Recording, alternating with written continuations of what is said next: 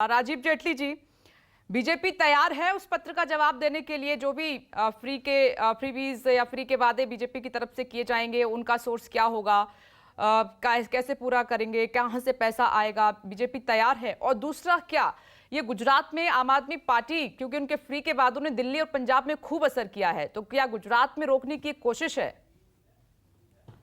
नहीं विपनेश, पहली बात तो मैं आपको स्पष्ट कर दूं कि देश के प्रधानमंत्री ने भी इस बात को रखा था कि वेलफेयर स्कीम और फ्रीबीज में फर्क नजर आना जरूरी होता है, क्योंकि वेलफेयर स्कीम जो होती है जरूरतमंदों के लिए होती है। फ्रीबीज का मतलब होता है कि आप सीधा सीधा वोट खरीदना चाहते हैं। जैसे दिल्ली के अंदर जो लोग सक्षम है बिजली का बिल पे करने के लिए, अगर आप उन्हें भी किसी तरीके से लालच दे करके उनका वोट लेना चाहते हैं तो आपने ये वायदे छोड़ दिए, और यही वायदे छोड़ के आप पंजाब में आए थे। और जब पूछा गया पंजाब में आम आदमी पार्टी से कि ये पैसा कहां से आएगा, तो केजरीवाल साहब का ये कहना था कि लगभग 20% हमारा जो बजट होता है वो भ्रष्टाचार की भेंट चढ़ जाता है। अगर मैं 20% की बात करूं तो लगभग 32,000 करोड़ रुपया। लेकिन देखिए, सरकार बनते ही सबसे पहला मंत्री जो भ्रष्टाचार के अंदर पकड़ा गया वो भी अरविंद केजरीवाल जी की सरकार में पंजाब के अंदर ही पकड़ा गया।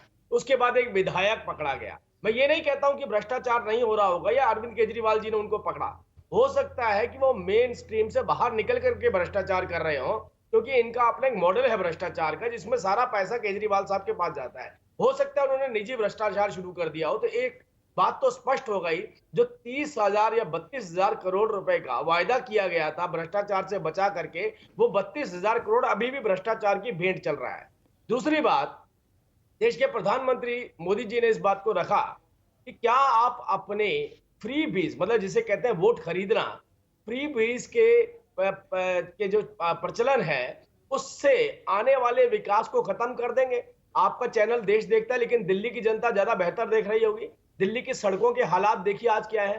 सड़कें टूटी पड़ी हैं, गड्ढे हो रखे हैं बड़े बड़े, और वो गड्ढे नहीं भरे जा रहे हैं। अरे सड़क बनाना तो दूर की बात, अभी गड्ढे भी नहीं भरे जा रहे हैं। तो इसका भी एक सीधा सीधा मतलब यह है कि आपने अपनी वोट की खातिर पूरे दिल्ली का बेड़ा गर्क करके रख दिया है, सत्यानाश कर दिया आपने। राजीव जी, ठीक है, ये आप आरोप लगाएंगे और वो आप पर लगाएंगे। देखिए, जो आप वादे करते हैं, आप कहते हैं कि वो जन कल्याणकारी योजनाएं, कांग्रेस अपनी जन कल्याणकारी योजनाएं बताती है, आम आदमी पार्टी अपनी जन कल्याणकारी योजनाएं बताती है। मेरा सवाल यह है कि क्या बीजेपी चुनाव आयोग के उस लेटर का जवाब देने के लिए तैयार है जो वादे आपकी तरफ से गुजरात चुनाव में किए जाएंगे? और दूसरा, टाइमिंग को लेकर सवाल उठाया जा रहा है कि गुजरात का चुनाव बस बिल्कुल नजदीक है, उससे एन पहले चुनाव आयोग संशोधन करना चाहता है चुनावी कानूनों में। इससे पहले किसी और इलेक्शन में क्यों नहीं ये कदम उठाया गया? 2015 में सुप्रीम कोर्ट ने इस तरीके की एक टिप्पणी करी थी, और उस टिप्पणी के बाद सबसे पहले उसका समर्थन करने वाली भारतीय जनता पार्टी की सरकार थी। हमारे प्रदेशों के मुख्यमंत्रियों ने इस बात को कहा था कि हम वेलफेयर स्कीम तो लाना चाहते हैं, लेकिन इस तरीके से अव्यवस्थित तरीके से प्रदेश के संसाधनों को भ्रष्टाचार की भेंट नहीं चढ़ने देना चाहते, या प्रदेश के संसाधनों का मिसयूज करके उनके विकास को नहीं रोकना चाहते। तो हम बैलेंस करना चाहते हैं, जरूरतमंदों तक सरकारी सुविधाएं पहुंचे, गरीब व्यक्ति तक सरकारी सुविधाएं पहुंचे। जिन लोगों की जरूरत सिलेंडर की है उनके घर सिलेंडर होना चाहिए, जिनके पास पानी नहीं है हर घर के अंदर नल होना चाहिए। ये फ्रीबीज नहीं है, ये वेलफेयर स्कीम की योजनाएं हैं। किसी बच्ची को दूर दराज के कॉलेज में जाने में दिक्कत आती है तो उसके पास एक व्हीकल होना चाहिए, 2 व्हीलर होना चाहिए। हम उसके एजुकेशन के ऊपर पैसा खर्च करना चाहते हैं, लेकिन हम कहते हैं कि गरीब व्यक्ति अगर कोई ऐसा है जो बिजली का बिल नहीं पे कर सकता, उसको अगर सरकार कोई सुविधा देती है तो समझ में आता है। जी राजीव जी, देखिए, मैंने 2 सवाल पूछे, उसका जवाब आपने नहीं दिया। मेरे सहयोगी प्रभाकर मिश्रा कुछ कहना चाह रहे हैं आपकी बात पर, जरा सुन लेते हैं, फिर दूसरे मेहमानों का रुख कर लेते हैं। जी प्रभाकर। विपनेश, इसके पहले भी मैं वही बात कर रहा था, और जेटली साहब जो बात कर रहे थे, बस इतना ही समझना मैं जानना चाहता हूं कि जिस तरह से बातें हो रही हैं कि कोई लड़की दूर दराज पढ़ने जा रही हो तो उसकी स्कूटी की जरूरत हो सकती है, उसको साइकिल की जरूरत हो सकती है, क्या हम यही तर्क नहीं ले सकते हैं कि किसी दूर दराज के इलाके में किसी गरीब आदमी के घर में बच्चा पढ़ना चाहता है और वो उसका परिवार अफोर्ड करने की स्थिति में नहीं है, बिजली कनेक्शन या उसके घर बिजली खरीद करके नहीं पढ़ सकता, तो क्या यही तर्क कोई दूसरी पॉलिटिकल पार्टी नहीं ले सकती क्या कि उसे फ्री बिजली देने में दिक्कत क्या कहाँ है? क्योंकि मैंने कहा कि right to education is also a fundamental right, और ये तर्क सुप्रीम कोर्ट में दिया गया है विपनेश। और इसीलिए मैं कह रहा हूं कि जब पॉलिटिकल पार्टियां अपने अपने स्कीम्स को वेलफेयर स्कीम बताती हैं और दूसरी पार्टी के द्वारा जो बातें कही जाती है उसको फ्रीज बताती हैं, तो आम जनता है सो कंफ्यूज हो जाती है। नहीं, ये बहुत अच्छी बात मिश्रा जी ने, प्रभाकर जी ने बहुत अच्छी बात करी। यही बात मैं कह रहा था, शायद उसको मैं कम्युनिकेट नहीं कर पाया, वो समझ नहीं पाए। मैं यही बात कह रहा था कि जरूरतमंदों तक अगर कोई सरकारी सुविधा पहुंचती है तो उसे वेलफेयर स्कीम कहा जाता है। लेकिन सामूहिक रूप से आप पूरे प्रदेश के अंदर ये ऐलान कर दें कि हर किसी को जिसके पास क्षमता है, मैं उसका भी वोट खरीदना चाहता हूं, इस लालच में या इस गुमराह करने वाली नीति में कि मैं आप सबके बिजली के बिल माफ कर दूं। और अब देखिए, पीछे अरविंद केजरीवाल साहब ने बिल के अंदर अपनी फोटो लगा करके भेजी है, एक बीच में पंपलेट डाल के भेजा है। ठीक है राजीव जी, समझ गया, फॉर्म की बात कर रहे हैं, फॉर्म की बात कर रहे हैं। मेरी बात सुनिए, जिसमें यह बोला गया है कि जो बिजली के बिल पे करने की क्षमता रखते हैं वो अपनी विड्रॉ कर सकते हैं सब्सिडी। मतलब कि सड़कें बनाने का पैसा नहीं है। अब रिक्वेस्ट की जा रही है कि भाई मेरा विकास रुक चुका है दिल्ली का, दिल्ली एक अच्छे शहर में, विकसित शहर में कंसीडर होता था, आज दिल्ली एक कचरे के डब्बे में कंसीडर। मैं जवाब ले लेती हूँ। प्रियंका कक्कड़ जी हमारे साथ मौजूद हैं, फिर अजय जी का मैं रुख करूंगी। प्रियंका कक्कड़ जी, चुनाव आयोग फ्री के वादों, ये फ्रीबीज पे काफी सख्त हो गया है, पूरा ब्यौरा मांगा है कि पहले बताइए कि आप कैसे ये फ्री के वादे पूरे करेंगे। क्या इनकम टैक्स बढ़ाएंगे, राज्य का और कर्जा बढ़ाएंगे, कैसे करेंगे, क्या सोच है? आम आदमी पार्टी पूरा हिसाब देने के लिए तैयार है गुजरात में जो फ्री के वादे किए जा रहे हैं? सभी को नमस्ते माथुर जी। राजीव जेटली जी को निमंत्रण देती हूँ कि दिल्ली आए और देखें कि 27 फ्लाईओवर हमने बनाए हैं। सड़कें जिस तरह ये बता रहे हैं बिल्कुल भी नहीं है।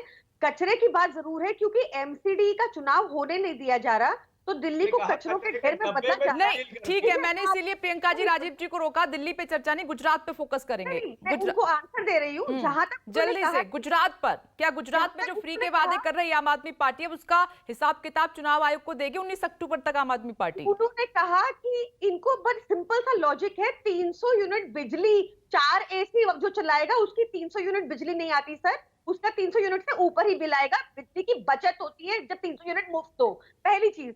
दूसरी चीज उनसे पूछा जाना चाहिए, जब 27 साल पहले बीजेपी ने भाजपा शासन में आई गुजरात में, तो 37,000 करोड़ का बजट था। अब 37 करोड़ लॉसेस में बजट था। अब 27 साल बाद 3,08,000 करोड़, पता है कितने सारे जीरो होते हैं? इतना बड़ा कर्ज चढ़ा हुआ है गुजरात पे। तो गुजराती लोग आपसे पूछ रहे हैं, आपने उनको कुछ नहीं दिया, कुछ फ्री नहीं दिया, तो ये पैसा घाटे में कैसे गया बजट?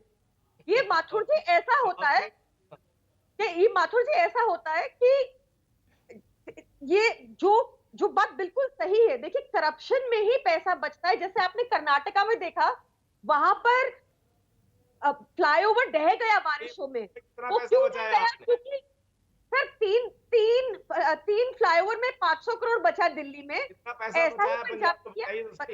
ऐसा ही पंजाब में। प्रियंका जी, मेरे सवाल का जवाब ना राजीव जी दे रहे हैं ना आप दे रहे हैं। क्या आप हाँ कर रही हैं, तैयार हैं फ्री के वादों का ब्यौरा देने के लिए? चुनाव आयोग को 19 अक्टूबर तक की तारीख तय हुई है। हम सारे लोग ही कंप्लायंस करते हैं, जो कंप्लायंस नहीं करता वो है भाजपा। और ये आपको बता दूं, जैसा राजीव रंजन जी ने कहा, इलेक्शन कमीशन ने पहले हाथ खड़े कर दिए थे सुप्रीम कोर्ट में कि हमें इसमें मत डालिए, और तब उनको फटकारा गया सेंट्रल गवर्नमेंट को कि आप स्टैंड क्यों नहीं लेते। तो अभी इलेक्शन कमीशन के थ्रू ये स्टैंड लेने की कोशिश कर रहे हैं कि लोगों की मुफ्त की सुविधाएं बंद हो, उनको कुछ सहूलत ना मिले, सारा पैसा इन्हीं की जेब में जाए। बिल्कुल नहीं। हमने देखिए ना, राजीव जी जवाब दे रहे हैं, कोई भी पार्टी हाँ नहीं कर रही है। क्या डॉक्टर अजय उपाध्याय आप हाँ कर रहे हैं? चुनाव आयोग ने जो लेटर लिखा है, आप देंगे वादों का पूरा ब्यौरा?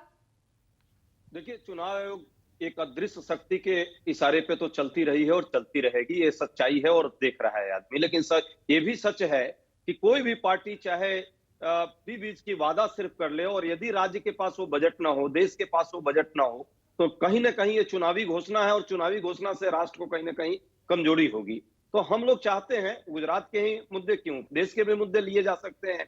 जिस तरह देश में आज कर्ज इतना ज्यादा बढ़ा हुआ है, और भारत सरकार जिस तरह से झूठे वादे लगातार करके लोगों को भरमाती है, या राज्यों में भी चुनाव के वक्त, चाहे उत्तर प्रदेश का, उत्तराखंड का, बाकी राज्यों का हमने देखा, ये इस पर कोई रियल में कोई कानून बनना चाहिए। नियम कायदे कानून सबके लिए एक होना चाहिए, इक्वल प्लेइंग फील्ड होना चाहिए, किसी पॉलिटिकल पार्टी के इशारे पे चुनाव आयोग काम न करे, निष्पक्षता और पारदर्शिता उसमें दिखाए, तो जरूर कांग्रेस पार्टी उस पर पूरी तरह से उसके साथ होकर के काम करेगी। गुजरात का स्पेशल जो बात है, ये सच्चाई है, 27 साल में 3.25 लाख करोड़ रुपए का कर्ज उस राज्य पर पड़ा है और वहां का जो डेवलपमेंट ग्रामीण एरिया में है खत्म हो गया है। लोगों को जो सब्सिडी मिलनी चाहिए था नहीं मिल रही है। जैसे गैस सिलेंडर की बात मैं कर लूं, 1100 रुपए का सिलेंडर हो गया है। उज्ज्वला योजना में जरूर इन्होंने सुविधा दी, लेकिन हुआ क्या फाइनली, उसमें अब लोगों को भरवाने के लिए पैसे नहीं है। क्यों नहीं उसको हम उस पर सब्सिडी दे सकते हैं? 500 रुपए का हम सिलेंडर लाना चाहते हैं। जो बेरोजगार नौजवान वहां है उसको कम से कम बेरोजगारी भत्ता यदि दिया जा सकता है तो ये तो सरकारी योजना ही मानी जाएगी, क्योंकि पहले भी ऐसी योजनाएं केंद्र सरकार चलाती रही है। और अभी एमएसएमई, छोटे छोटे जो उद्योग धंधे हैं, उसका हाल बेहाल हो गया है। दूध पर आपने दूध इतना बढ़ा दिया, दूध का दाम, और वहां का जो अमूल है या जो सहकारी जो संस्थाएं हैं वो घाटे में चल रही है। अजय जी ठीक है, महंगाई की आप बात कर रहे हैं, मैं ये जो फ्रीबीज के वादों पर चिंता जाहिर की है, चुनाव आयोग सख्त हुआ है, मेरे दोनों सहयोगी भी बता भी रहे हैं। कांग्रेस का क्या स्टैंड है इस पर कि क्या वो वक्त आ गया है? क्योंकि सभी ने, प्रधानमंत्री भी चिंता जता चुके हैं कि फ्री के वादों से आर्थिक बोझ बढ़ रहा है, ये बैलेंस नहीं है। लेकिन इन्हीं फ्री के वादों से अरविंद केजरीवाल ने दिल्ली फतेह कर ली, पंजाब फतेह कर ली, गुजरात फतेह करने की बारी है। और वो तो सीधे आपको काउंट भी नहीं कर रहे हैं कांग्रेस को गुजरात में, सीधी फाइट बीजेपी से कर रहे हैं वो। तो क्या वक्त आ गया है, चुनाव आयोग ने जो स्टैंड लिया है वो सही है या गलत है? तैयार हैं पार्टियां? विपिन जी, गुजरात में वही हाल होगा जो उत्तराखंड और उत्तर प्रदेश में हुआ है। अरविंद केजरीवाल का हम लोग को पता है, मैं ग्राउंड में हूं। लेकिन सच ये भी है, प्रधानमंत्री जी के हाथी के दांत खाने के और दिखाने के अलग अलग है। केंद्रीय स्तर पर जो आज कर्ज से देश डूबा हुआ है, इतना ज्यादा 7 सालों में उन्होंने 3 गुना ज्यादा कर्ज लिया है, और वो फ्री बीज जो बांटने की बात करते हैं, क्या उस पर भी चुनाव आयोग कोई स्टैंड लेगा? हम चुनाव आयोग के साथ है, निष्पक्षता और पारदर्शिता के साथ सबके लिए इक्वल प्लेइंग फील्ड बनाए, चुनाव में सबको एक रास्ता दिखाया जाए, हमें कोई आपत्ति नहीं है। चलिए, आप कह रहे हैं कि सबके लिए चुनाव में बराबर होना चाहिए, सभी के लिए, और उसमें किसी के दबाव में काम नहीं होना चाहिए। नमस्कार, मैं हूं मानक गुप्ता। अगर आपको हमारा ये वीडियो पसंद आया हो तो इसे लाइक और शेयर जरूर करें, और हां, हमें सब्सक्राइब और फॉलो करना ना भूलें ताकि आप देश और दुनिया की कोई खबर मिस ना करें। तो जुड़े रहिए हमारे साथ और देखते रहिए न्यूज़ 24।